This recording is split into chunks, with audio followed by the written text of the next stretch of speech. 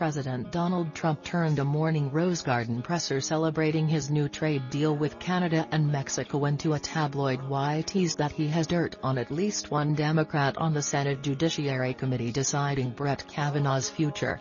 Trump insisted that, at Thursday's hearing, Kavanaugh had acknowledged he had issues with alcohol in high school. "I watched that hearing, and I watched a man saying he did have difficulty as a young man with drink. The one question they didn't ask is, how about the last 20 years? They go back to high school. They're going back to high school and they're saying that he drank a lot one evening in high school," Trump scoffed at today's Rose Garden event.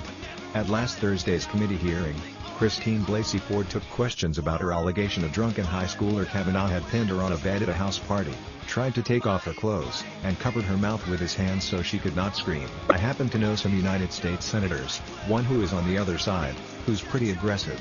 Eva seen that person in very bad situations. Okay?" Trump teased. "Eva seen that person in very bad situations. Somewhat compromising," Trump said. "And I think it's very unfair to bring up things like this," he complained. Asked by a reporter to name the senator, Trump shot back, "I think he'll save it for a book, like everybody else. Him not giving it to you." POTUS acknowledged he himself is not a drinker. "Even never had a beer in my life, joking it was one of my only good traits. I don't drink, I never had alcohol.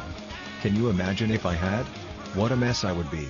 Trump said he's open to having the FBI interview all three accusers who have accused Kavanaugh of sexual misconduct in high school and college, though Trump said he has his doubts about the third accuser, represented by Trump nemesis Michael Avenatti.